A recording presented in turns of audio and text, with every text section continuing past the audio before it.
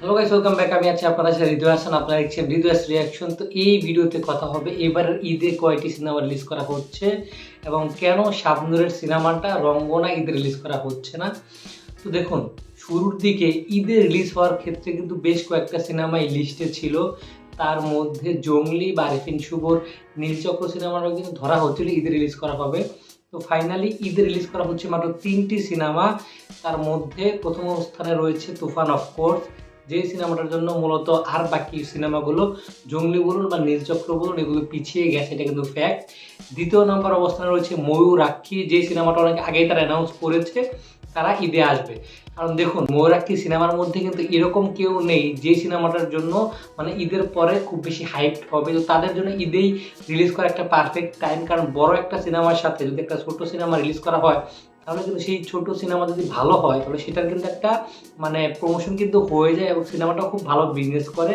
তো ময়ূরাক্ষী সিনেমাটি মানে বিমান হাইজ্যাকিং এর উপরে নির্ভর করে বানানো হয়েছে। দেখা যাক সিনেমাটা কেমন হয়।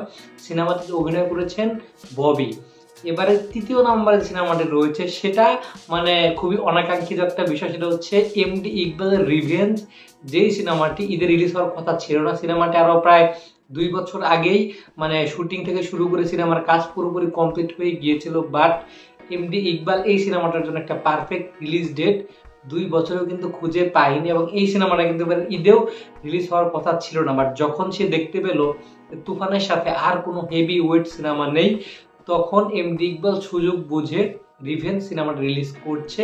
তো এবারে দেখা যাবে সে রিলিজের সময় বিভিন্ন হলে গিয়ে চাপাবাজি করে রিভেঞ্জের মানে পক্ষে অনেক কথাই বলবে। তো সে একটা কন্ট্রোভার্সি ক্রিয়েট করার চেষ্টা করবে, এটা কিন্তু মানে একদম সত্যি কথা। তো দেখা যাক ফাইনালি কেমন হয়। ময়ূরাক্ষী সিনেমার কিন্তু বেশ ভালো একটা চান্স রয়েছে ঈদে ভালো বিজনেস করার।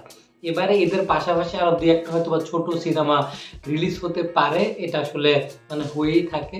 তো এবারে কথা হচ্ছে যে এই ঈদে শাবনূরের কোনো সিনেমা আসছে না। শাবনূর কিন্তু একটা সিনেমার শুটিং প্রায় কমপ্লিট করে ফেলেছে এবং অন্য সিনেমার কিন্তু কাজ চলছে।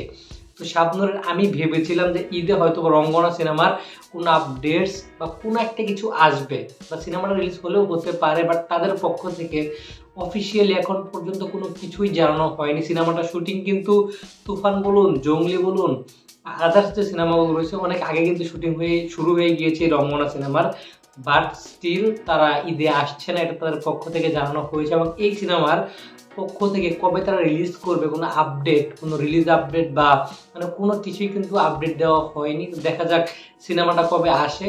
সিনেমাটা হয়তো আরও 2-3 মাস পরে আসতে পারে, তারা তাদের প্রমোশনাল কন্টেন্ট হয়তো রিলিজ করতে পারে। এটাও হতে পারে তারা দরদের সাথে এই রঙ্গনা সিনেমাটা রিলিজ করতে পারে। দেখা যাক ফাইনালি কি হয়। তবে ঈদে কিন্তু এই 3টি সিনেমায় আসছে। তো এটাই বলার ছিল গাইজ। ভিডিওটা আপনাদের কেমন লাগলো সেটা অবশ্যই কমেন্ট বক্সে জানাবেন। ভালো লাগে থাকলে লাইক কমেন্ট সাবস্ক্রাইব করতে ভুলবেন না। দেখা হচ্ছে নেক্সট ভিডিওতে। Till then take care.